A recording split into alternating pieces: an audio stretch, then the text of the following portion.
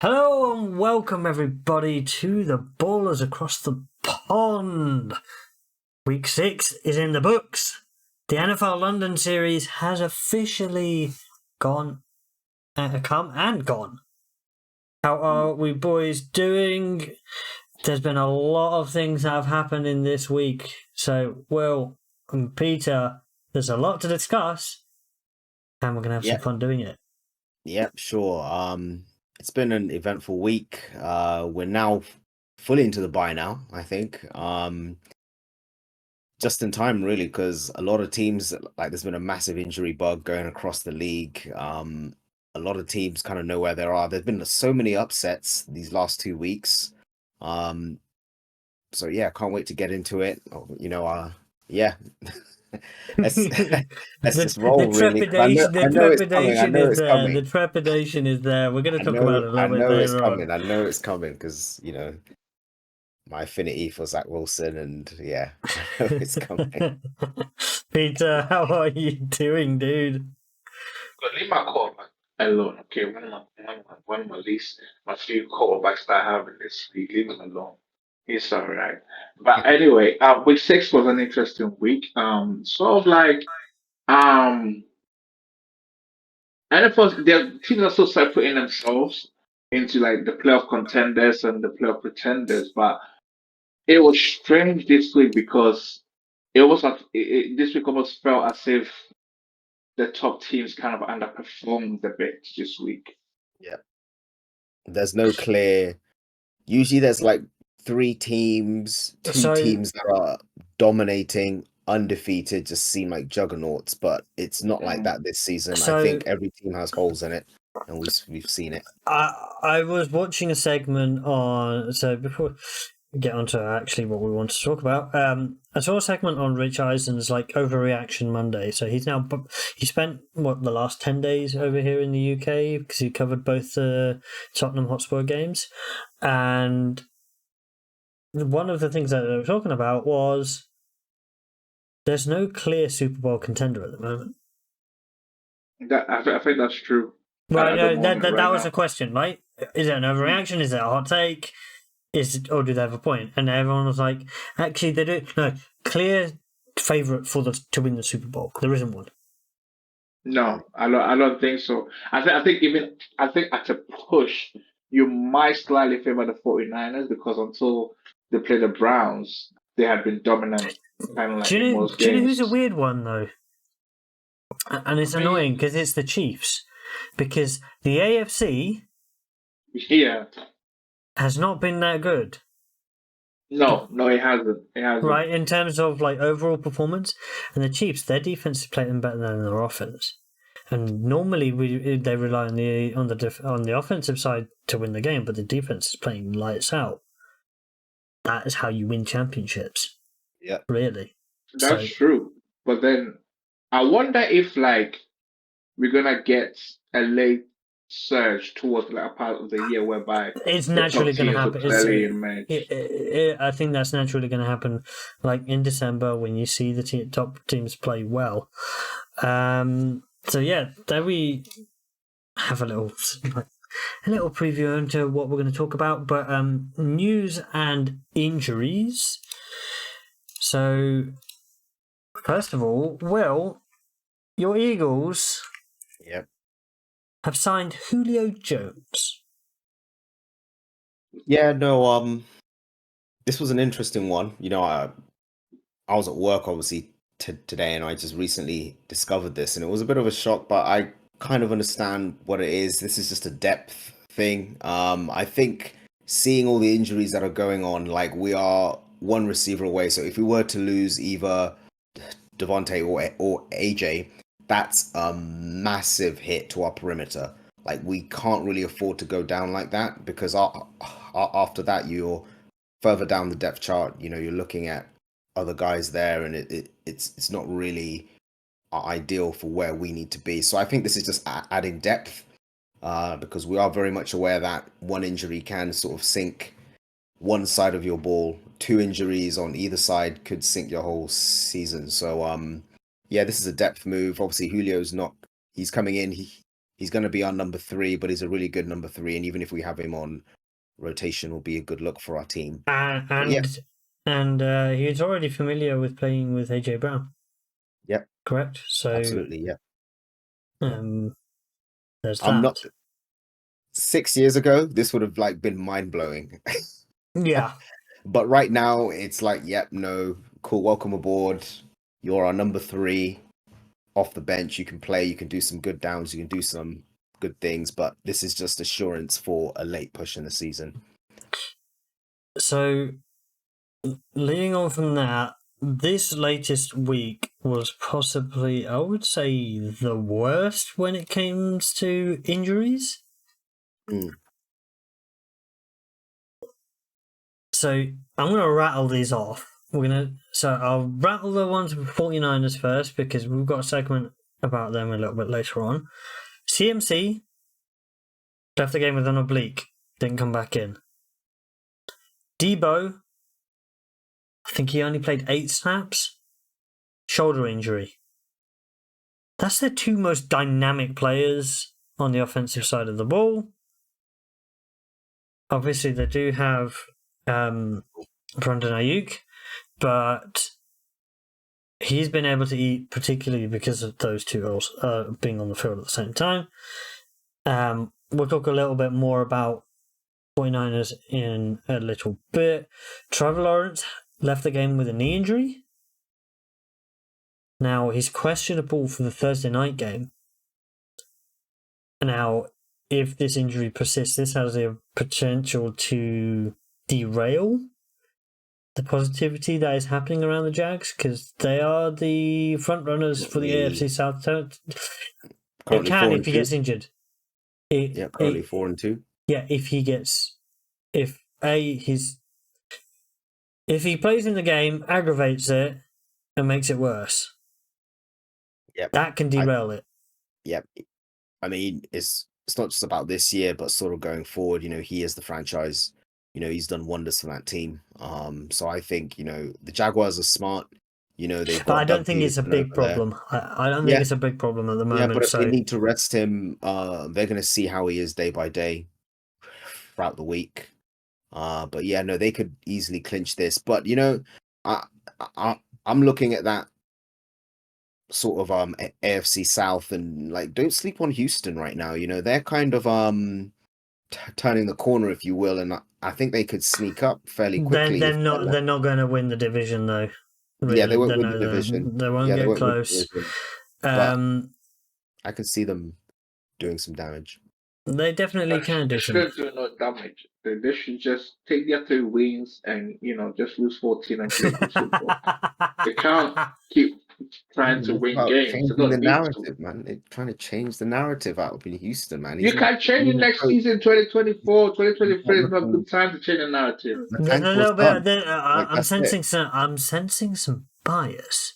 The tank is complete for Houston. They're done. They did that last year. Now it's time for that. Their coach isn't looking to sort of coast right now. He's looking to make a statement. You can tank 2 years in a row. It's allowed. Okay, help a brother out here. Like, come on. Yeah, that's what another team's potentially doing at the moment. But staking on the AFC South, Anthony Richardson, it is looking like that he's going to have season-ending surgery.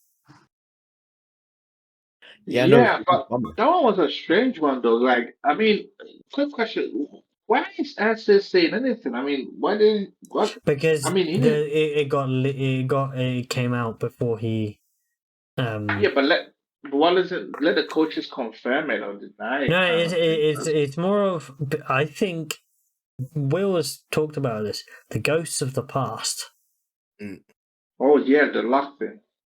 Yeah, Ursi is not playing around here. He does not take any risks. I think as soon as this started to echo in that team's locker room and the organization, they signed their running back because they realized the 10 million that they needed or that they were holding up. They were like, how about we just pay that 10 million and keep our QB safe, keep him upright. That was a little too late, but it's done. It's done. Yeah, what happened? The way that it happened, that was a routine play. Yeah. That was not lack of protection. That was not him being reckless. He got tackled from behind. Yep. But he And has had like he has had a couple of other times he's Yeah. been knocked out of the game, and that he has The been NFL reckless, but he wasn't Yeah. reckless then.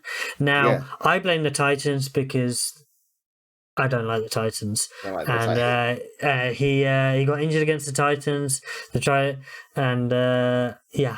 So Yeah, I'm I blaming the think- Titans on that one. How do you know the Sorry. defender didn't do it on purpose? He's just trying to play football. Yeah, but I think, unfortunately, he wears the Titans jersey, so he's at fault. yeah, I've noticed that this is very much a case of like this was an underlying issue, but they've just decided let's just get this surgery done now. So he'll have the remainder of this season to get right and the off season, preseason as well. So he's gonna have enough time to sort of get 100% fresh. You know, this was on his medical when he came out of college, I believe. Nothing serious, but it has deteriorated. Is that correct? I haven't But they looked at were the aware actual of detailing Yeah. of it, but Yeah, it must so have I been think this something. is just. I mean, this is one of like the few sports. The NFL's the few sports where you see people have like, yeah, I've got like a bit of an ankle thing I've had like for the past 4 years. It hasn't stopped me from playing at a high level. All right, we're gonna just have the operation anyway. You know, it's one of the few sports where this actually happens, and it kind of shows that there's such a large financial investment on these players and franchises that they'd rather just make sure the car is fully serviced, even if the brake pads are kind of a bit like worn. They're like, nope, just get a whole new set of new ones, you know. So that's it's good for him. It's not ideal for Colts fans, but I think you guys can kind of stay afloat. It's not ideal for him. I don't think it's Yeah. ideal for him because this year's a learning year. He needs the reps, you know. But Jim Irsay is not messing around now. Like, he's not letting this happen again. So No, that is the case. And well, we've got more quarterbacking injuries to talk about. Justin Fields left the game with a dislocated thumb. He is doubtful for week 7. Throwing hand. Yeah. He I wanted could to come see back in, that. but he couldn't grip the ball. So That's because the ball is vital. no, he initially wanted to, but then he said he couldn't grip the ball, so therefore he didn't come back in the game. So well, Bears aren't doing anything this season, so it looks like they're going to have another dreadful record coming into the season. Eberflus stays or goes. What do you think happens? Do you think he's done enough? Well, Is now it the well, he's OC? going to be out. So they're not expected to do anything this week, right? Yeah. So because of the injury, Well, the now Bears wouldn't naturally do anything anyway because they're not a mid-season firing team. They'll sort of finish it off. But yeah, I think at the end of the season, someone has to get the axe. I think it will be the OC. Yeah, you can't hire. Wait a minute, it's Eberflus' first year, isn't it? So Second. Second. Is it not his third year or so? Last year was no. Yeah, I think he got hired. I think it's his third season. Because last year was his second. I think it's his second year. Yeah, second year because 2022 was his first season. Yeah, sorry. Yeah. But what does he build? Yeah, but the thing is, when the whole he's not building the roster though. The roster is built by the GM. So there has to be something. Like they've had a dearth of talent there, so something's got to give. Jimmy G left the game with a back injury this week against Patriots. Now he's up in the air with regards to this week. I don't think he's going to be playing. So, Jimmy G's had an injury already this season. He's already missed one game. They had that game where they had what's his name as quarterback? He got his butt handed to him by Khalil Mack on a silver platter. Or was it a fill-in for the Raiders? Raiders backup. Yeah, I can't remember the guy's name. Because I know that Brian Hoyer? No, it wasn't. It was Aidan O'Connell. In O'Connell. Oh yeah, third. Yeah, Aidan O'Connell. So Brian Hoyer came into this game this week, but Aidan, we don't know who's the actual backup because it seems to be up in the air. But they're 3-3 at the moment. Now they're possibly the worst 3-3 team I've ever seen because they're not a good team. Now they're not. No. Now, if Jimmy G is not playing this week, that has the impact obviously on how well the offense will play. They're not running the ball particularly well. Josh Jacobs is 2.9 yards a carry. It's pretty shocking when you think about that. He's had over 100 attempts and he's only got 312 yards. Like, that's a massive regression for the rushing leader from last year. So, I think, yeah, they don't look too clever, but they have a better record than some of the other teams in their division. So that's saying a lot about those other teams. Another quarterback injury. Ryan Tannehill left the game on a cart in England. Malik Willis played in that fourth quarter. I'll talk more about the London game straight after this segment, because I was there at that game, so we'll touch on it then. And then Kyron Williams was injured for the Rams. He had a very good game against your Cardinals, Peter, but he is now injured, and that is going to affect how the Rams play, particularly because apparently Ronnie Rivers as well is injured.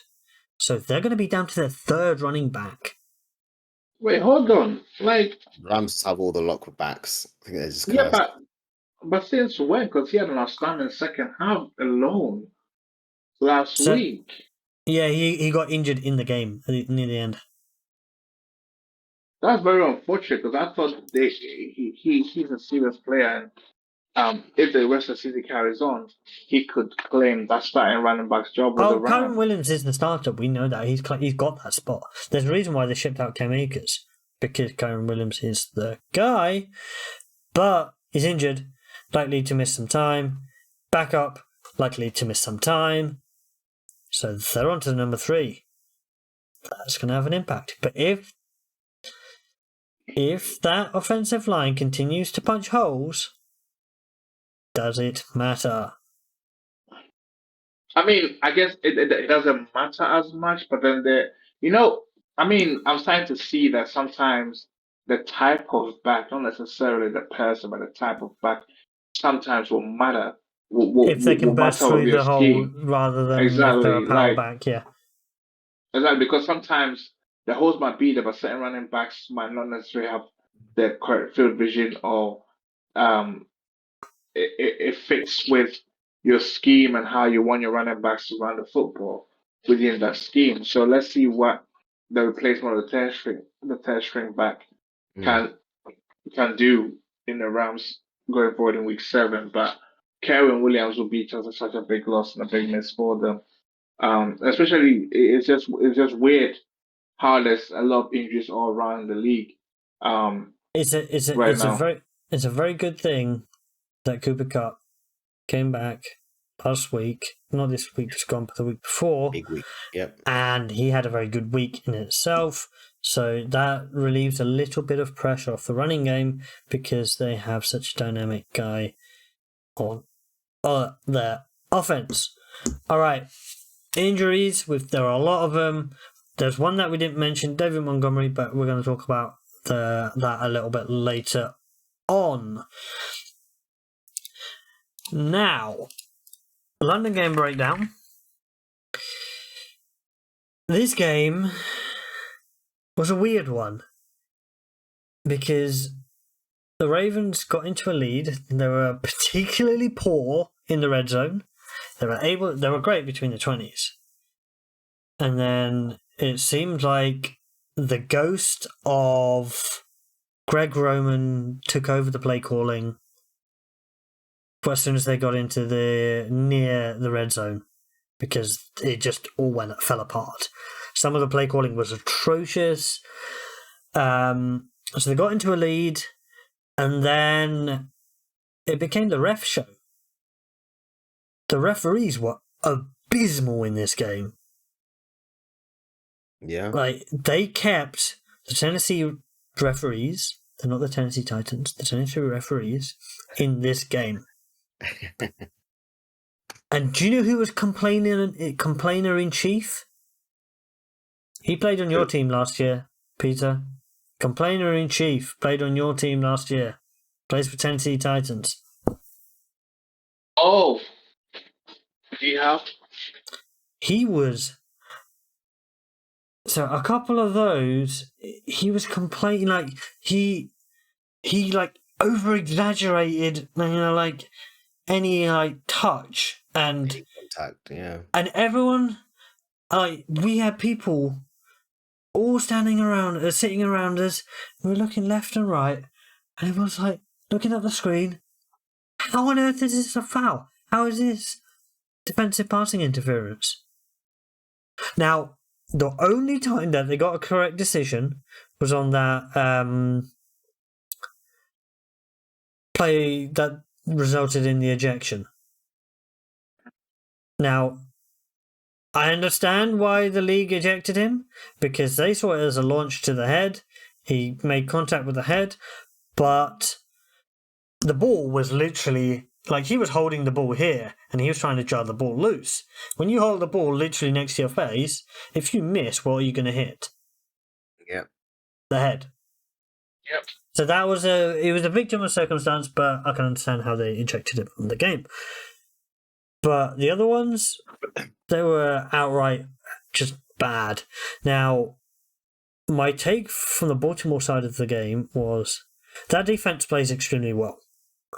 The offense, Lamar was accurate at times, but there just seems to be a lack of fluency, right, in their offensive play. There just seems to be no real rhythm. It doesn't seem like nothing seems to be clicking. They don't seem to be a team that's capable of putting points upon, like, loads and loads of points on a team. They're just going to have to grind out every game. And I don't think you can go far in the playoffs by doing that if you're going to have to grind out every game, right? Yeah. Yeah, No, absolutely, you can't. I agree. I think you brought up that they seem to struggle once they get in the red zone. I think this team struggles with mid-tier plays, mid-level plays, in that sometimes people think the closer to the end zone, the easier it is It's to hard. call an offense. But actually, you have less of the field to play around with. So actually, windows get a lot tighter because defenders can use like the back of the end zone, the sidelines as almost like an extra defender. So it's actually pretty hard, and I think that's something that they have to work on because they can move the ball throughout the middle of the field and long distance when they have to. It's just when it comes to scoring points, it's not ideal. And all I know now is that if you want to win a Super Bowl right now, because that's what the Ravens are looking for now, you have to be able to score points efficiently. They have the personnel for it. They just need to put it together. Like, this team is too talented. It's too talented. They've got to figure it out. It needed better play calling. Some of those play calls, we just looked at it and we're like, "What are you calling? Why?" Yeah. How did Malik?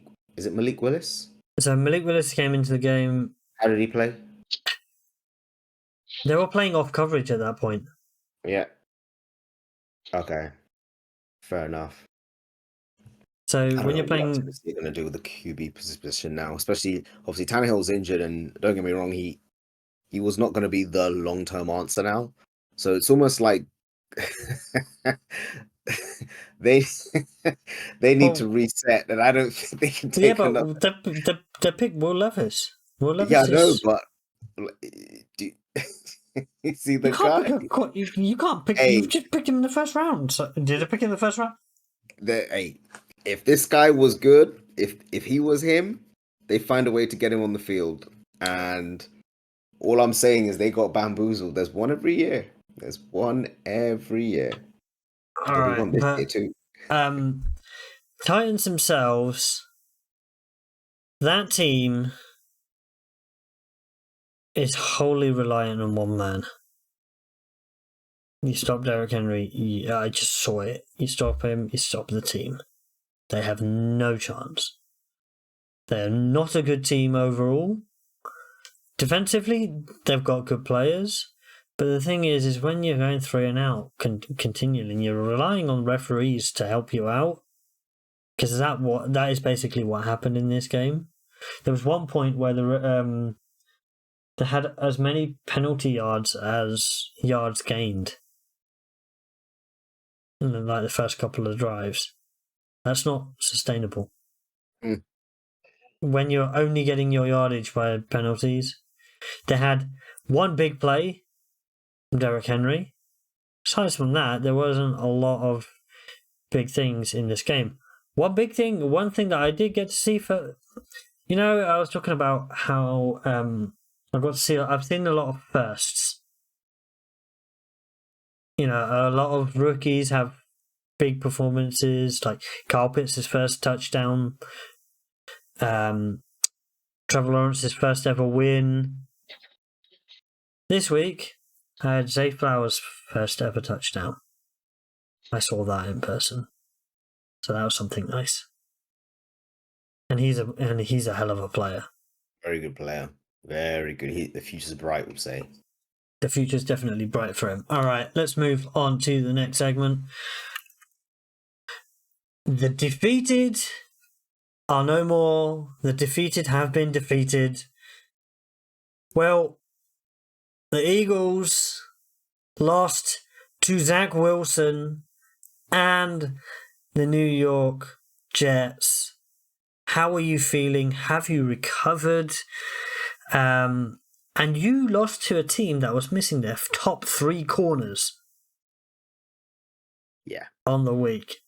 Yeah, no, I mean, I was very blasé about this prediction. I actually looked so far beyond the Jets. I thought this was going to be like, we're going to go in, handle our business, and walk out. But I think this is, I mean, we'll talk about it later on because the 49ers is an example of a good loss. This one is not a good loss. We are kind of sputtering on both sides of the ball. Like our defense, who's always been touted. Don't get me wrong. Like it's always going to be a low-scoring game. So the Jets didn't do a lot, but they were able to do it when it was needed. And like, if you look at who got so Breece Hall had a decent game. Yeah. Not particularly good on the ground, but catching the ball out of the backfield. Because he had 5 catches for 54 yards. Garrett Wilson is a guy. 8 for 90 on that against that team, particularly with Zach Wilson at the helm. But one thing that Zach's not doing, no interceptions, no fumbles. Yeah. Their defense played lights out, that's the hallmark of their team. And there's been this thing going around that they're playing for Aaron Rodgers. Like he's giving them hope. He's basically saying, look, you guys, realistically, he's most likely not going to come back this season, but they are basically wait. saying, I want to... I know what you're going to say. So, I know what you're going to say. Did you see him throwing the ball before the game? Yeah, I did. He wasn't putting any weight on. He was doing it off his other leg, right? You saw that. Yeah, this is just light throws. Don't get me wrong. Medical advancements continue to improve. I would not be surprised if they're able to secure a spot. He somehow manages to work his way back out there. But realistically, it seems as though they've got some kind of motivation. Like the Jets right now, I think with everything they've been through, they're a hard team to beat. This isn't just because my Eagles have lost to them. No, they look. Their defense is real. I'm gonna ask you this question, right? Now, they've played Buffalo. Yep. They've played Chiefs and they've played Eagles, right? So Hurts, Allen, and Mahomes. Mahomes, yeah. So in the game against Mahomes, they picked him off twice. In this game, Hurts got picked off 3 times. And in the first game of the year, they picked off Allen 3 times. So, right? So that is 8 times. The interception ratio between the opponent being intercepted, of those 3 elite quarterbacks being intercepted, compare how many Zach Wilson has been intercepted. I think it's 8-1. Yep. You wouldn't have thought that would have been the case if you had said that Zach Wilson would have been taking those snaps against these 3 teams. Yeah, but they found a way to get it done. You know, like the Jets just continue to sort of defy the odds. Like everyone says, their season was meant to be over. Like they were just meant to be a carcass. That teams were just going to walk in, get like an easy game, easy win, and walk out. You know, but you know, Robert Saleh has obviously galvanized that defense, and they're playing hard. You know, my Eagles, like 3 interceptions by Jalen Hurts. This is probably his worst game. And we were still within punching distance. Yeah, we were still within punching distance, but this was like one of his worst games. AJ Brown had a really good game, 7 receptions for 131. And he's actually you could not run the ball. We couldn't run the ball at all. No, DeAndre Swift was quiet. Even Jalen as well. 47 yards on the ground. DeAndre Swift with 18 yards. 18 yards of 10 carries. Yeah, I'm worried now because the blueprint is out there on our team and how to stop us. So a lot of other teams are going to try. Do you know why? They haven't got the personnel to imitate the Jets. They haven't got the personnel, but what they'll do is they'll take certain like formations, alignments to try and get us.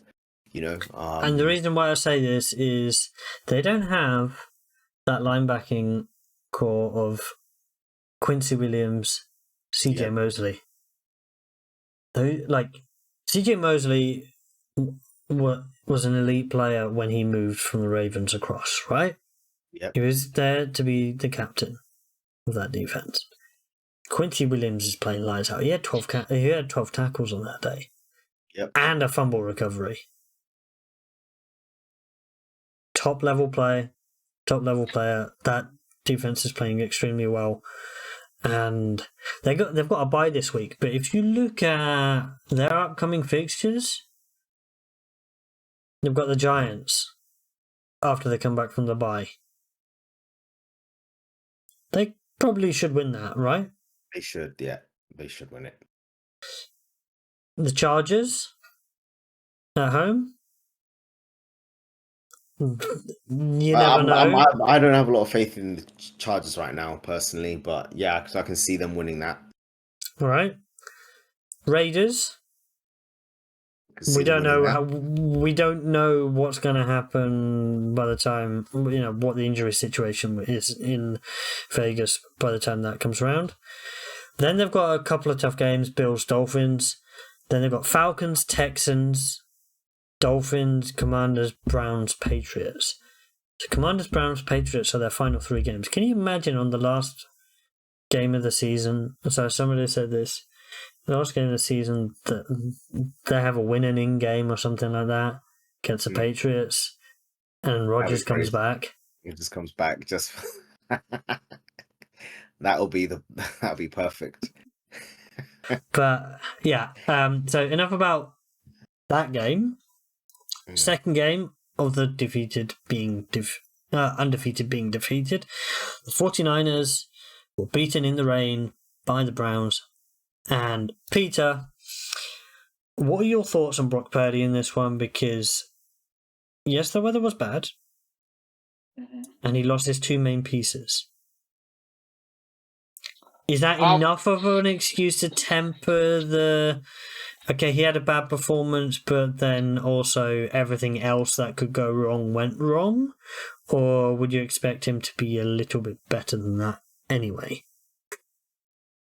I think I'll go with the first one in terms of like the pieces around him, the most influential, CMC and Debo, and I think that they're able to do to help Brock Purdy in his abilities to be able to manage the football game. Because at this moment in time, the system is working for him. There's certain days whereby he's throwing 3, 4 touchdown passes in the game.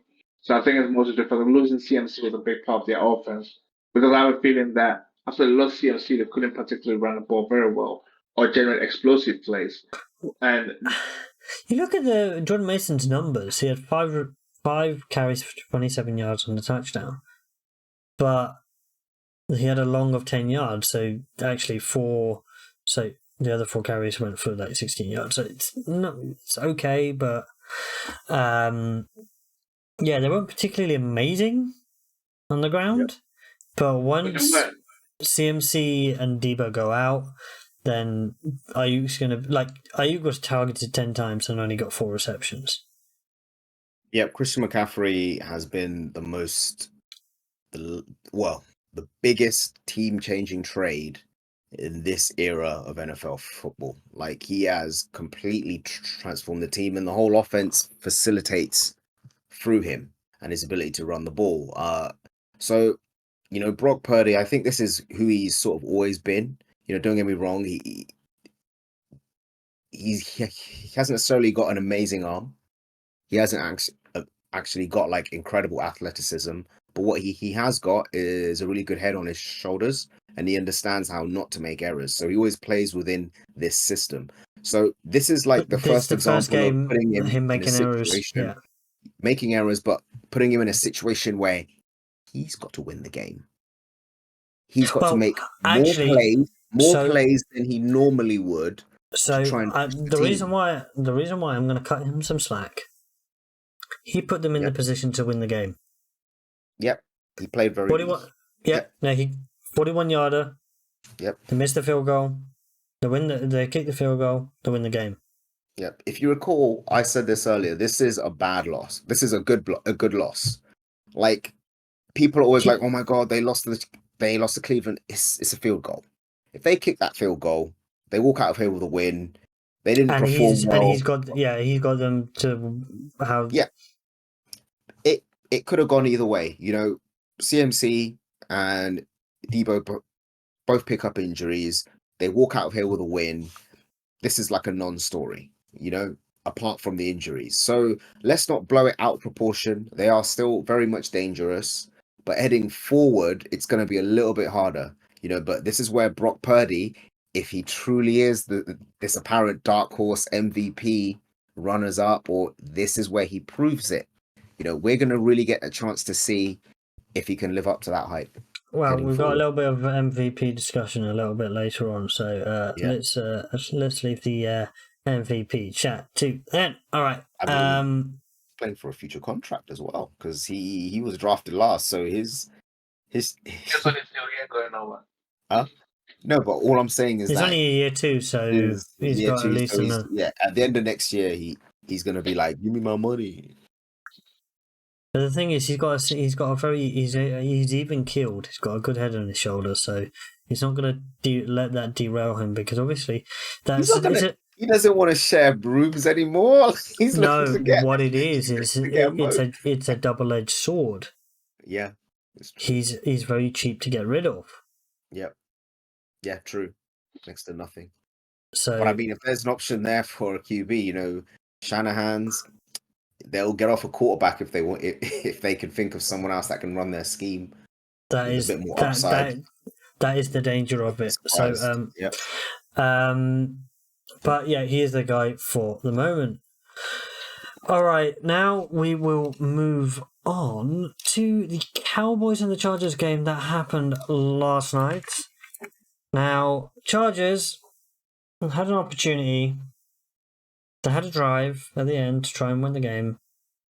And yet again, they didn't. When is it going to stop?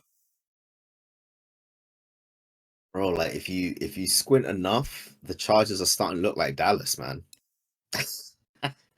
In that everyone has these guys hyped up. We're waiting for the Chargers to arrive. This is like the third year now. So they're 2-3 at the moment. Yeah, they're 2-3. you look at Justin Herbert, 22 for 37, 227 yards, 2 touchdowns, and 1 interception. They couldn't run the ball. Austin Eckler, 14 carries for 27 yards. Passing the ball, they seem to move it okay, serviceable, but nothing to really talk home about. But the longest pass of the game was 28 yards. Absolutely. No, I think Justin Herbert, this isn't a talent issue. Like, we know they're good, but based on the record and how they've under-delivered, they are a bad... I'm just going to go off and say it. They're a bad football team right now. Not from a talent standpoint, but from like an execution standpoint. You know, remember what I said about the Dallas Cowboys? They're able to completely destroy terrible teams. All right. They're able to go toe to toe with average to bad teams, and against good teams, they just wither away. They just wither away. So right now, the Chargers are an average to bad team. You know, so I don't know what the answer is. You know, Justin Herbert, you know, he one interception, but still 22 for 37. Not amazing, but still serviceable. I don't know how you fix this team, because I don't think it's a talent issue. Like I said, I think this is more of a coaching problem. Like, I think perhaps they need to go in a different direction. Their coach is on the hot seat, and Staley is definitely on the hot seat. So it's really, really not looking good. Peter, do you have any thoughts on the Chargers here? Because I'm getting exasperated. I always think the Chargers are going to do something good, but now it's getting to the point that it's the whole, fool me once, shame on you, fool me twice, shame on me, right? Yeah. Bottom line, Brandon Staley can't coach this team. Because time and time again, it seems like he keeps making decisions. And especially in times whereby he's not supposed to make those decisions. Like yesterday's game, he quickly could have just taken the points. I'm gonna make a statement here. I think the Chargers are the team that Sean Payton should have been the head coach for. Yes, that's the one. Instead of the Broncos. Yep, and he's punching the air right now because a team like that, they have all the pieces, but they need a coach that's aggressive in the right way. Sean Payton can coach a team like that have got all the pieces, and he knows when to be aggressive and when to take the points. I think that's Brandon Staley's issue, and I don't know who's going to help him correct that. And they could easily have won all these games that they've lost, but it's just poor decision from the head coach in critical moments. And yesterday, if he had just taken the points, they would have won a game. There were a couple of times where he should have taken the points instead of going for the fourth. His attitude of I'm going to go for it on fourth down no matter what is what's costing this team. Sometimes just take the points. Yeah. So you look at their upcoming games. They've got the Chiefs next week. They're not winning. Nope. Not in Arrowhead. Not the way they're playing. Not with the way they're playing. I just don't see them winning it. Yeah, they're not a team that can bring upon they can't bring about heroics. You know, this isn't like Cleveland Browns. This isn't going to happen. If the Chargers are losing, they will lose that game. There's no, we're going to come back and work our way in. That's just not going to happen. It's just, you look at they've still got to play Chiefs twice, the Bills, the Ravens, the Lions, Jets. That's 6 more games that they can potentially lose. Yeah, and the Jets are they keep playing like this. The Jets might be able to sort of. You never know. They could lose all those games. And you never know. Packers, the Broncos could somehow win a game. Yeah. The Chargers are losing to the Broncos. I know, but you never know with divisional games. 3-8 record. Weird stuff happens, right? I mean, okay. So Daily P45. Let's go. the funny thing is, here's If the they don't thing, make the though. playoffs, how does he get They don't fired? make the playoff. Yeah, absolutely. Look, even if they Absolutely. make the playoffs, it's in danger of getting fired anyway. But my question is this: the here's the thing, you see that the schedule that you just read out, it looks very, very hard, and they could possibly lose all 6 games. But funny enough, they could go 4-2. That's the thing about the Chargers, right? There are sometimes whereby the games that are hard, they win them. And the easy games like the Cowboys, the other times that they play, they lose those games. That's the issue. Like they actually come up to play, they against the top teams, All and right, sometimes sneak a win. so they lost to the Dolphins. It was a close game, Mhm. right? Yep. But that was week 1. They lost to the Titans, and you know what Which I they think shouldn't about. have. Yeah, Yeah, right. comes back to get you. Yeah. They beat the Vikings in a close game, but that was just a battle of who could lose. Yeah. Yeah. Nothing to write They home won the about. turnover battle, so they won that. Yeah. Yeah, and then they played the Raiders, and that was the Aiden O'Connell game, Hmm. and they only won it by 1 score. They've lost another close game, so every game's been close. Every game has been 1 score or less. Hmm. All the games that they've lost by 2 points, 3 points, and 3 points.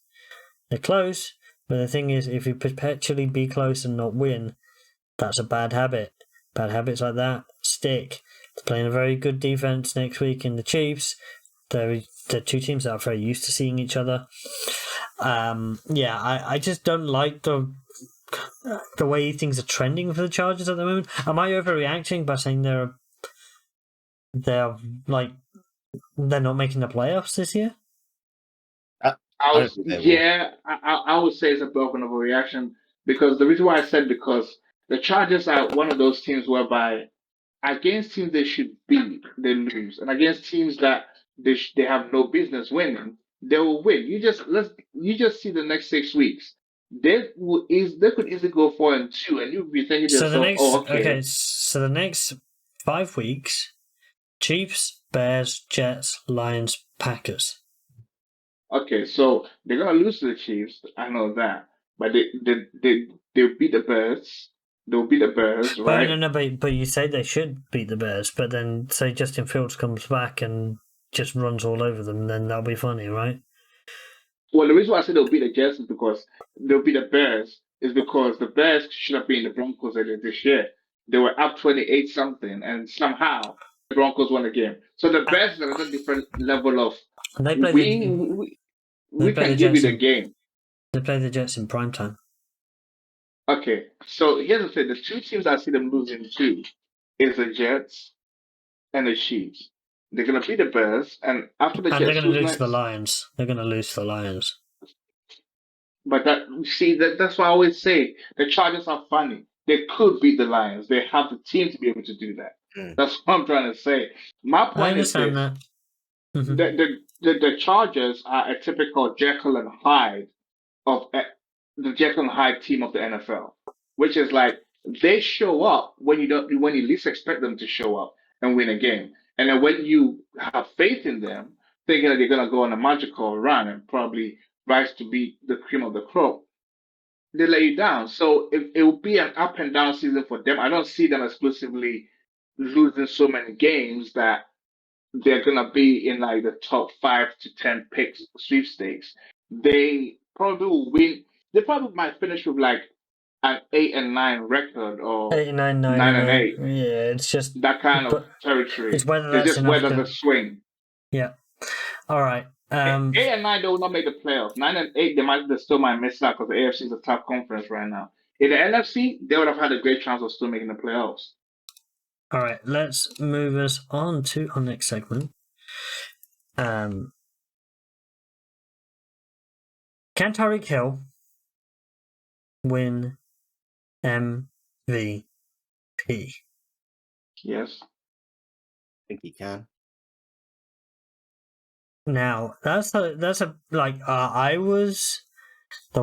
remember I was the guy that was championing Cooper Cup throughout that season. Mhm. I wasn't I? I am a Yes, Cooper Cup. you were. I am a Cooper Cup. Not. I can't say I'm a truther because I'm a champion of his talents. I would say. I Because, mean, you're the biggest Cooper Cup fan on our platform, basically right? on our pod. Right, I am Hey. the biggest Cooper Cup fan because I see how elite of a player he is. Right, and No yeah, you doubt. say he, 2/3 of the time he's in the slot, but if that's the best thing for the offense, so be it. Right, you I don't agree. you don't scheme for ego, right? No, you skip for your team to win, basically. You want your team to Right, win. right. And It if that's the doesn't best way matter. to win, you do it. If that's the best way for you to win, you put him there and you win the game. But all right, so Tyreek in this latest game. I don't hate it because let me just say this quickly. I don't hate it because Walker and Edelman did it to a certain level, and Cooper Cup just took it to the next level from the slot, basically. Yeah. Now, Tyreek had 163 yards and a touchdown in the game versus the Panthers. Now, in 6 games this season, he has 814 yards at 19.4 yards per catch. Nuts. And if That's you ridiculous. extrapolate that for a 17-game season, he is on course for 2,300 yards this season. Yeah, well clear of the 2,000. Well clear. Now, it's a stretch to say that he's going to have this level over 17 games, but the thing is, with each week, he keeps getting over 100 yards each week. There's going to, what's the argument? What's the counter? Where do we draw this line? Yeah. The thing is, he's one of the few human beings on this planet that can do what he's doing because of his style of play. Like I said, he can run inside, he can run outside. A lot of people say he's a track guy playing wide receiver, but he's actually a football player that has track speed. Yeah. He is an immense route runner, amazing hands, crazy body control. He's a cheat code. I think looking back at what he's been able to achieve, I know the Chiefs deep down regret this decision because seeing his success, it's a case of It's not even seeing money. Well, why did we not think that was worth the amount of money that he wanted? Do you know what it was? What is Florida compared to Missouri? Yeah, true. It's tax-free. Florida, yeah. No, it's a tax-free state. Yeah. You get to keep all your money, bro. Yes, to keep it all, yeah. So he was That's there why. I'm gonna just walk. I mean, they went out and paid him the money that they paid him, but then also I gotta give the GM Chris Gray a bit of credit here because they've created a 100-meter race, on a snap by snap basis, right? Yes, but that as well. But you gotta remember, after they, go to Brian Flores, which was not the GM's call, it was the owner's call to get rid of Brian Flores. The GM brought in a head coach that is doing wonders for, especially the quarterback and the weapons that he brought in. Because I gotta give Chris Greer credit for bringing in Mike McDaniel, choosing him as the head coach for the Dolphins, and Mike McDaniel has done an incredible job crafting this offense. And even when you listen to someone like Brett Coleman, who's a film study junkie with his excellent YouTube podcast, shout out to Brett Coleman. He says that what Mike McDaniel is doing on offense is almost next level. It's even surpassed what Kyle Shanahan does with the 49ers, especially with all those weapons. So Tyreek, apart from the money, he's in a great system and he has an incredible chance. And even if he doesn't get the 2,000, he doesn't get the 306. I kind of feel like I can put my money on him at this point to get 2,000 to keep barring any touchwood. God forbid that he doesn't get injured at all. He came out of this game. He even came out of this game, and everyone's like, "Oh no, he's injured," and everyone's like, "Nope, he had cramp." He really is. He Exactly. really is a sprinter when he's getting cramps, right? Yeah, Sprinters but, get but cramps. but also one thing that we also got to give credit to Tyreek is that he has also taken time, especially during off seasons, Like to work on his route runnings and it's not develop just the route. himself. It's not just the route running. It's his releases off the line. Yep. Exactly, he worked on those as well. Because the thing is, we've seen a lot of track stars in the NFL that haven't done what he's doing. He is doing it at a different level to guys with incredible speed that we've seen in the past. He's actually applying the game of football to his speed, and it's working. So we look at the highest, Cooper Cup, obviously, he had 1947 yards in 2021. Last year, Justin Jefferson had 1,800 yards. He was the receiving leader. Tyreek had 1,700 yards last year. Yep. So it's not he had he played the 11th highest all time just last season. And he's taken that, and they've just gone one step up. Because what they're doing this season is utterly ridiculous. And now, shall we have a look at their upcoming schedule? So, we're going to talk about it a little bit later on. They've got your Eagles this coming week. Then they've got the Pats. And then the Chiefs. And then the bye. Those are the 3 games where we're really going to see how his end of year numbers are going to look like. Now, Eagles against Pass, obviously we know that defensively they aren't as good against protecting against the pass, but if I'm Reed Blankenship, that's our safety. You need to be in the film room. You need to know, because you're not going to be able to physically match up with Tyreek or Waddle. Okay, in terms of a pure athleticism, you've got to beat him with your mind. So you've got to be able to undercut these routes. You've got to know exactly where they're going. This is film. And trust me, Reed Blankenship is just going to get demolished. I have no faith in him. Like I said, if we had Chauncey in there, and Chauncey's a player, we'll talk about him later, because Detroit is not an accident on defense for them. All right. One player can really change the defense, but Reed Blankenship against Miami. Perfect segue. All right.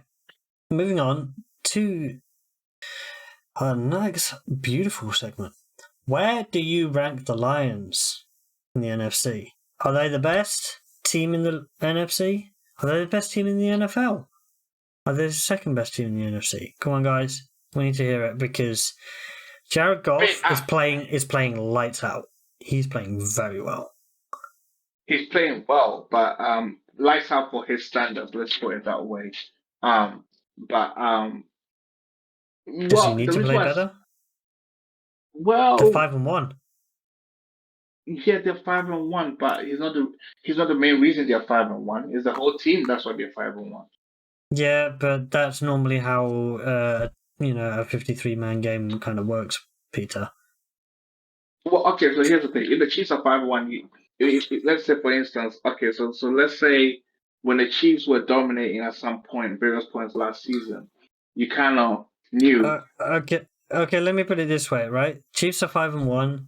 Mahomes is not playing particularly well, right? Yep. Exactly. But here's the thing: I'm talking about in years past when they've been 5-1 or 7-1. Oh yeah, but they've been. You knew Mahomes was carrying them. Exactly, and he was putting in performances like that. But the Lions, he's not carrying them, but he's not.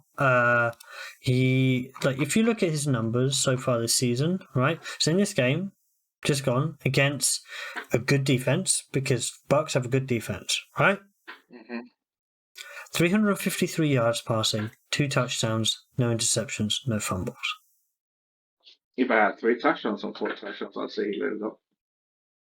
Does he need to have 3 touchdowns? They won the game 20 points to 6. Convincingly. Well, you see, when you win a game 20 points to 6, right? Was it 20 points to 6? It was 20 points to 6. So they Okay, offense did their job, but defense really is the key to the game because defense shut down the Bucks offense, literally gave up 2 field goals. That's it. So the Lions, as much as I'm not saying Jared Goff is not playing well, he's playing really well and he's proven to be the franchise quarterback for them. Because at this moment in point in time, there's no need to go and like, get a quarterback. remember all this chat that we had, a while back with Finn and everything, saying he's a placeholder and they need to Yeah, it's gone now. it's gone. It's gone. He's gonna become he is their franchise QB. So he is having his statistically best completion percentage, right? Yep. Mm-hmm. Is he pretty much guaranteed to be a Pro Bowler this year? The way he's playing? Yeah, no, I mean, if he keeps this up, because of the NFC. If he keeps it up, let's see. I mean, one of the things the one thing I was somewhat impressed with Jared Goff is it appears that getting traded from the Rams to the Lions was a wake up call he needed, which is I actually know what I'm doing in terms of reading defenses here because think about it, part of the reason why McVay got rid of him is because McVay felt like I was doing too much hand-holding. But he's not he's not handheld here at all. But Yeah, he's but now that's what I'm saying. It's the best thing his, that ever happened to him because once he's 8 you years get into traded his like career. that, it's a wake up call. So when he got to the Lions, he realized that I got to step up, the mental side of my game, and because I'm not gonna have the spoon feeding anymore, and I go make throws, reads, all that kind of stuff. I go do it myself because I don't have someone to be doing it for me, that kind of thing.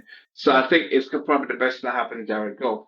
But saying that the one thing I've been impressed about the Lions is since Dan Campbell got there, their drafting has been exceptional. They've drafted some really young, talented football players over the last 2-3 drafts, and now really built this thing. I mean, I think we knew the Lions were going to be good at some point. Even when Dan Campbell was there, they were losing games. They were still competitive, and that's what has brought them this far. So, if you look at it, right, barring the loss the previous week. Yeah. No, not the previous week. The loss to Seattle in week 2. I mean, where they gave up 37 points. They held the Chiefs to 20. Held Atlanta to 6. They stomped on Green Bay, and they got some garbage time scores. Carolina 24 points. Tampa only got 6, and Tampa were playing well up to that point. I think a big one is how they play against Baltimore next week. Much more difficult defense, different prospect in how the quarterback play is, because obviously it's Lamar and he's dynamic and things like that. But they win that, they are truly legit. Yeah, no, I mean, right now, Detroit for me are the second best team in the NFC, with my Eagles coming in third, San Fran first. Based upon how they're playing. Based on how they're playing. Like right now, they are across the board. They're playing the best, and their OC is going to be a head coach next year somewhere. Now, we've said about Goff's performance, the defense performance. Also a big one. David Montgomery is injured, and how they are playing with how they were using him, and obviously Jimmy Gibbs, who didn't play, but they're using him as kind of yin and yang, like power back, using more Jimmy Gibbs like how Kamara is used traditionally, like not loads of touches, but high quality touches. High quality touches, yeah. Getting him the ball in space, finding a way to get your playmaker in a suitable one-on-one situation.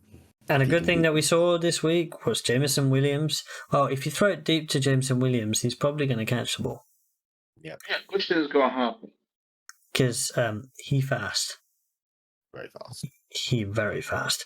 All right, we will move on to the next segment, the final one of our kind of like look back to last week. And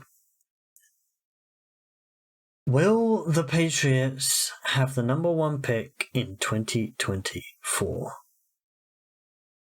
Now, if not, who will Bill Belichick be the GM for that 2024 draft? No, Will the Bucks stop? Will he yeah. retire? Will any of the questions be answered? Because we do not know, but this Patriots team looks utterly bad at the moment. Yeah, no, I think the Pats right now are a lot of people are saying this is karma for everything they put the league through. And it's their just deserves, like Deflategate, Spygate.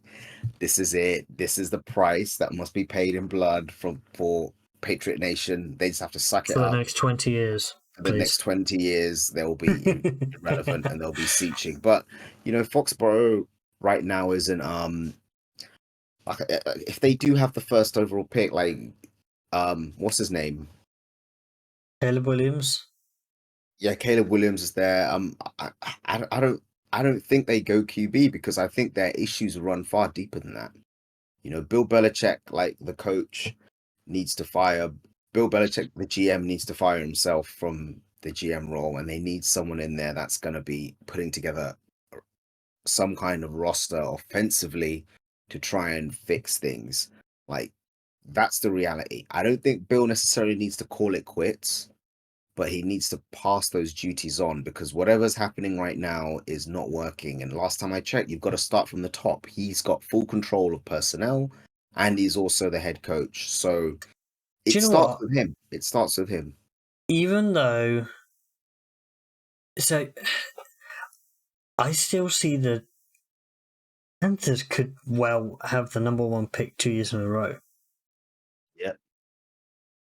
The only, Bryce is playing better, but they're losing still. Yeah. Which means that there's issues elsewhere on that team. Like, I don't think they have a lot of talent. I can see them trading down, out of the first, maybe going down to 3. No, out of the first pick, not out of the first. Out of the first pick, yeah. I can see them trading down. I can see Chicago trading down too. Like, there's going to be a team. If you're New England, there's no better way to sort of reset your team culture. Like, if you draft the right guy, and I'm talking, it's either going to be an offensive lineman. They need weapons on the outside, but you're not spending that higher pick on an offensive skill position. They need a quarterback. Sorry, Mac Jones, but you're not the guy at the moment. Yeah, but do you want to see a QB go through the same thing again? This is the tricky thing, but the thing is, the QB, he went through that regression last year because of much documented DC being OC, but now he's got an OC, and he's even worse. Yeah. It's a hard one for the Patriots. It's a slide. Yeah. Well, it's a nosedive. It's a nosedive literally into the ground. So yeah, they're completely devoid on the offensive side of the ball. Correct. Ty Montgomery, the second, probably your best guy. Devontae Parker has become non-existent. Hunter Henry has become non-existent. Ezekiel Elliott, retirement tour. Like, I can see him calling it quits after this season. Zeke's like, I'm done. Sign me on a 1-day contract in Dallas, and then I can, walk away. Oh, can we hear him? Or is his mic? There we go. All right. The one question I will ask, aside from your Cardinals, who's having the number 1 pick? No one. They can't have it. They'll try. Okay, who do you think could have it if it's not your Cardinals? Because I know you're biased. Okay, Carolina is going to have the 10th pick, and they'll give it to the Bears because they've already given it to the Bears. Because I don't see where Carolina is going to get wins from this season. I think at best they win 2 games because their roster is pretty poor. And I think they sacrificed a lot to get Bryce Young to be their franchise quarterback. And right now, they sure could use a number 1 or a top 5 pick, and they sure seems to be destined to get a number 1 draft pick. And I don't see where they're gonna get a win from. I mean, give me a second. Let me check Carolina's schedule because You look at their schedule and it's peculiar. they've got a bye this week. Then they've got the Texans. That's their opportunity. Okay. So that's the opportunity to like beat the Texans, which in part means then they give it to the Cardinals right there if they need to do that. So it's But Texans, Colts, Bears, Cowboys, Titans, Bucks, Saints, Falcons, Packers, Jaguars, Bucks. The funny thing is that all the rest of those teams are better than Carolina right now. And the only win I see there is Chicago, maybe Houston at a push. Because I think your Colts have enough to beat them, especially if you go over run heavy pace game. I mean, your Colts has a chance, of beating them. And the only two wins I can see is maybe they play their best game ever and beat Houston. And then Chicago is another team that they have a chance to beat. Apart from that, I don't see any other wins. Dallas, Tennessee, Tampa, New Orleans, Atlanta, Green Bay, Jacksonville, Tampa Bay. All those teams are a little bit better than the Panthers are right now. All right. It's probably the Panthers, but let's see how it goes. All right. Quick segment. The baller and then the plate of the week. So the baller of the week, Peter, who is your single nomination? I worded that nicely. Cleveland Browns defense. I know it's a little bit unconventional, but the job they put on San Francisco was brilliant. And I think one of the things that... So are you also going to credit, God as well, for creating rain, so then, it made it difficult for Brock Purdy? Because, that was an additional part of the defense for them as well. if you are the MVP, you got to play any weather condition that is the Josh Allen plays in. I know, but I had to have a little bit of fun. Because if you're going to pick 11 guys... Listen, and God helped Cleveland because it helped them, but the Browns defense right now, I think I have a feeling if the Browns manage to get a wild card, it will be because of their defense. Because clearly they are not getting a wild card. They are not good enough. Okay, hold on. That defense, right, is literally the best defense in the NFL right now. They're playing at a very high level, and they can grind out wins with that defense. They are the third best team in their division. Yeah, Josh Dobbs is playing all right as well. Josh Dobbs plays for the Cardinals, doesn't play for the Browns anymore. You mean PJ Walker? Oh, sorry, PJ Walker. No, wait, it was PJ. He was awful. He was utterly poop. He was. They need they need Deshaun back at some point very soon to help them in terms of the offense side of the ball. But their defense was very impressive week 6, the way they shut down the 49ers. And I think even without the elements, they probably might still have had a good game against the 49ers even if they lost. So very impressive defense.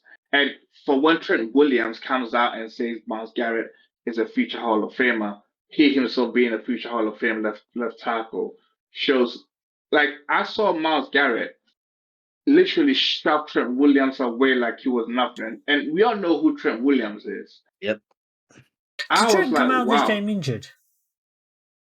But he went back in. He was injured for a series or 2 years. Okay. But Myles Garrett just dominated this weekend with the defense. All right. Mine and Will's nomination, I believe, was Tyreek. I'm actually gonna. I'm saying Tyreek. That's fine. Yeah, I'm gonna go with Cooper Kupp. Only because, like I said, it's business as usual. He's come back. And it's just like the well-oiled machine coming back in, and it's just 148 yards. He got a TD as well, 7 receptions, explosive as always. It's like he never left. He took that one game as a tune-up to sort of get back to speed, and then now it's off to the races. And because of that, the Rams, if you're a Rams fan right now, you're excited because you've got your dynamic playmaker back, and he kind of changes the whole landscape of that team. Defense is going to play them differently. So yeah, no, I'm going to go with Cooper Kupp. All right, play of the week nominations. Peter, I think you've got a few, and we'll probably just pick from them because we have some spectacular catches this week. Yeah, absolutely. We're going to start off with it's been an amazing. As much as the scorelines have been low, the catches have been spectacular. We start off with Thursday Night Football. Cortland Sutton, an amazing one-hand touchdown grab. The only touchdown the Broncos scored, I think, pretty much in the whole game. And he made an amazing one-hand touchdown grab. Indianapolis Colts Alec Pierce had a one-hand grab in the middle So of the I'm going to be field. biased. So I'm going to be biased and say that's my player of the week, and then Will's going to say AJ Brown's that teardrop catch. That was another that was one. good. Yeah, That was good, but it wasn't. It Jalen wasn't the Hurts. same. But it wasn't the It same. wasn't on the same level. But and then you have Evan Ingram, one-hand catch with a toe drag swag. So That was I very think impressive. honestly the best one was probably Amari Cooper, the mossing. That one was insane. Yeah, that was. I mean, he just it wasn't just one player. He mossed two defensive backs. Two of them at the same. Yeah, that was impressive to watch. So I'll go with that one. Yeah, that was Amari sort of reminding everyone that, hey, listen, I'm still here. I'm still the route runner, the route runner. So But that's the thing about Amari. He can be amazing, or he could be. He just disappear. He can just disappear. Yeah. Right. All right. Week 7 games. Let's have a quick chat about that. Now we're going to talk about the big one. The big one. Well, are you going to go from 5-0 to 5-2? Well, I think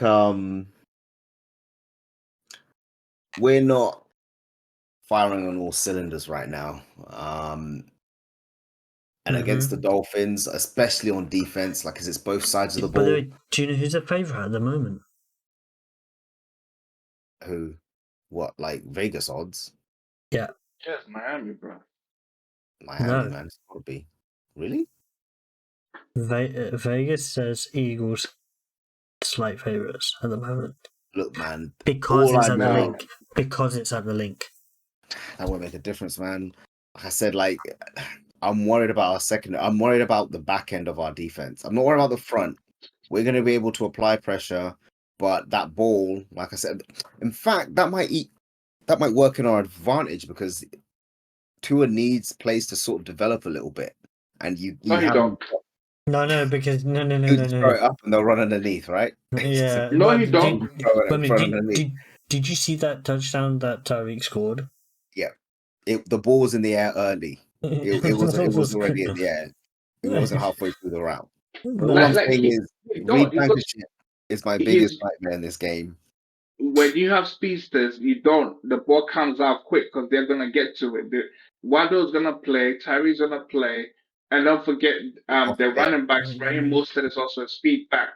When they get the run game. So they've only got 3 of the 4 speedsters because Achan's out for weeks. Exactly. If he was there, it's like speed all around. The thing is, you guys going 5-2. We're approaching the trade deadline. Like I told you, Will, first round pick, and you can have the captain of your secondary for the next 5 years. Hey, this it's a first. Tell Howie to call me. Howie's not panicking, man. We just need a safety. We need a free safety. You don't just need a safety. You need an elite safety. Just say it. Safety. We need elite safety. I mean, maybe the Chargers. They don't have one. They have one, but they're not giving it to you. We have one. So listen, Peter. We've got guys on our D-line. Wait. We have a safety. Listen, we have a safety that is the spitting image of your legendary safety, Brian Dawkins. He's exactly like him. Come get him. It will cost you a first and maybe a third next year or something like that. Yeah, we'll probably it's up to you. We'll give you Josh Sweat and like a second or third. You're not desperate enough. You're not desperate enough. You wait. But you come.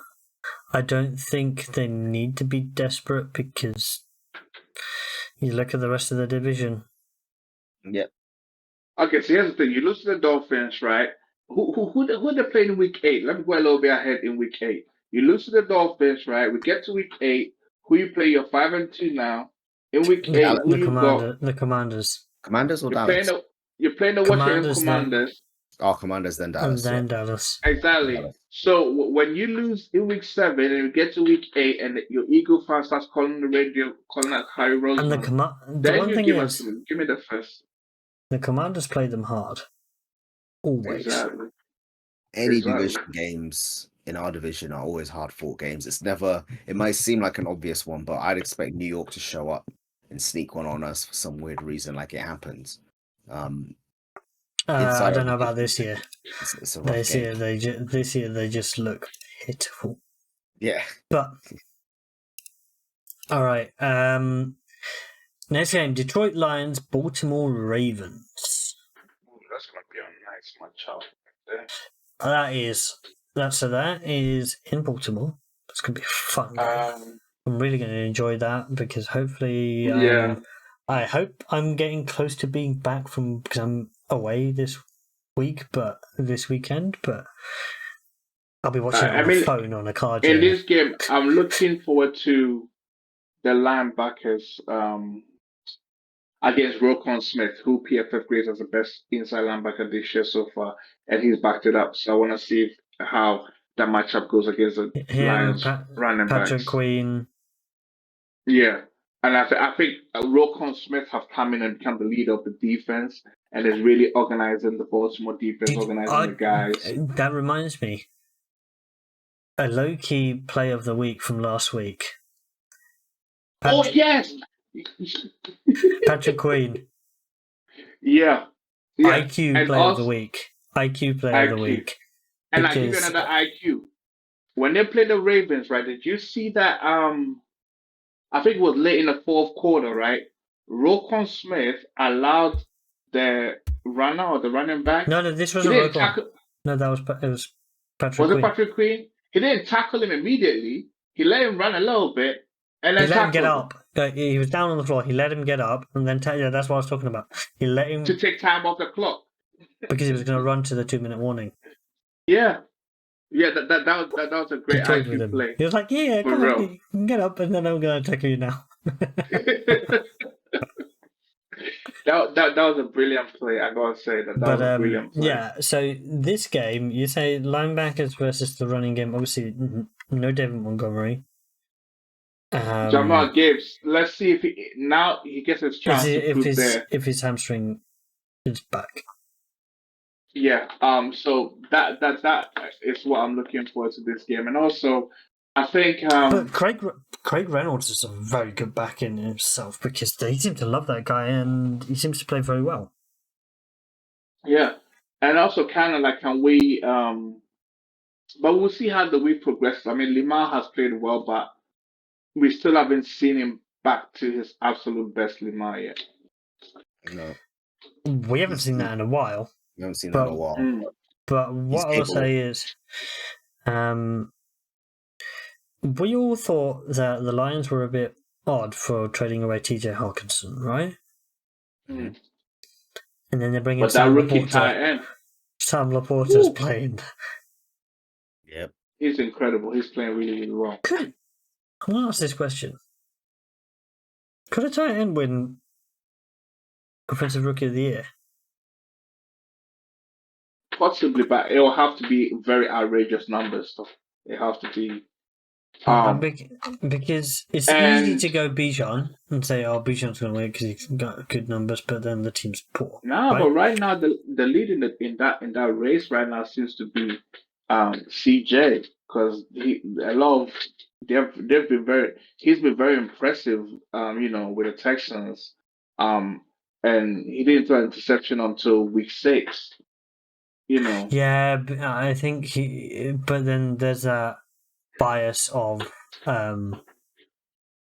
quarterback. Oh, right? But they're gonna lose the next 3 games, so he might not win Rookie of the Year. That's true. The Lions have a better record, so Sam Laporta. So at the moment, he has 29 catches in 6 games, 325 yards. So he's averaging about how many per game? 54. So he's averaging 54 yards per game, which is 850 yard, like 900 yard season, nearly 1,000 yard season for a rookie, for a tight end. Yeah. I mean that'd be very impressive for a rookie tight end. I mean Pitts had 1,000 as rookie year, so. Maybe he's not quite to that level of getting Offensive Rookie of the Year, but he's a very good player for them. He's an important part of their offense, but their main guy on offense is Amon-Ra, and I've sung his praises. I remember, when he had that like 3 or 4 game stretch, in his rookie season, and I said, "Watch out for this guy." And now I'm taking my victory laps all the time. Every time I see him. You're right. I doubted you, and I can't anymore. I mean, he's proven to be the one. He's the number 1 for the Lions right now. So he's proven it. All right. Who do we think is going to win this though? I'm leaning saying the towards Lions. the Ravens because of the defense of the Ravens, and it's in Baltimore too. So that's I'm biased towards the Lions. I think Finn's made me a little bit biased towards the Lions. So the game is in Baltimore. Just remember that. Detroit. I know, but I'm just I've just gained an affinity to the biting kneecaps of the Detroit Lions. Hey, we bite kneecaps, but not this week. All right. Now we'll move on to Chargers Chiefs. Will the Bucs stop? Will the Chargers? No. Like you said, like they shouldn't win this game, but this like you said, Pete, man, they're a Jekyll and Hyde team. That's what I'm saying. Like okay, so like I said, and they'll lose. Listen, like I said, we are all leading the Chiefs here. Yeah, that's the thing. That's the consensus and the conventional wisdom to lean towards the Chiefs. But I would not be surprised if the Chargers rise up, squeezes by 2 points, 1 point win over the Chiefs this weekend, and then next week when the Chargers play, I'm just checking this. Play the Bears, they're going to lose to the Bears. It would surprise me one bit for the Chargers to do that. It's like their MO. It is the most Chargers thing to charge, but it's if you look at the matchups this week, right? So you got the Jags Saints Thursday night game. That's nothing to write home about, right? Nothing particularly that's going to be expected to be great out of the game. You've got Raiders Bears. Just that's going to be a backup game for both teams. It's not going to be fun to watch because it's going to be a slog. Then you've got Browns Colts. That could be a double backup game because you never know if Deshaun's going to be back. Yep, that's true. But also in that game, my thing is, say if the Browns win and they're 4-2 right now, do you then give them a chance at a wild card? Colts have to win this game. Yeah. We need to save this story. We need to save this storyline of. I just don't like. I think the Browns' opportunity to do well this season went with Nick Chubb. That is it. Okay. Just work with me here. Say if the defense rises again and they ride their defense to win this game against your Colts. At 4-2, do they have a chance? That's all I'm asking. Okay, let me look at. So if I look at the standings, right? So we look at. So as things stand, the reason why I'll say no is, let's say, so. Cincinnati are not playing this week, I believe. Correct? They're on the bye. Yeah, so Cincinnati are on the bye. They're 3-3. They hadn't been clicking at all, right? And they've finally got the ball rolling. Yeah, in the last 2 weeks. You look at Dolphins. We expect them to win the division currently as things stand, right? 1 wildcard place is going to the Bills. That's happening. We know this. Yep. Right? The team most likely to win the North is the Ravens. Yeah, most likely. So that's them. South, Jags most likely to win. Yeah, see that happening. Now, the teams that are going to be fighting it out for the last 2 wildcard spots is 2 wildcard spots, yep, it's 7. It's going to be between the Jets, the Browns, the Steelers, because the Steelers have a winning record at the moment, right? Even though they're terrible. The Bengals, the Colts, Texans, Raiders, and Chargers.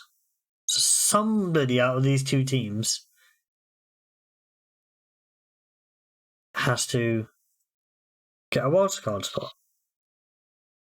Now, I could see it being the Bengals and the Jets. I can see 3 teams in the East getting it. If the Jets continue to clamp down on defense, Yeah, it's a possibility. I think Bengals as well will sneak through. They'll find a way. The Jets have the. I think the Jets have a better defense than the Browns. Same.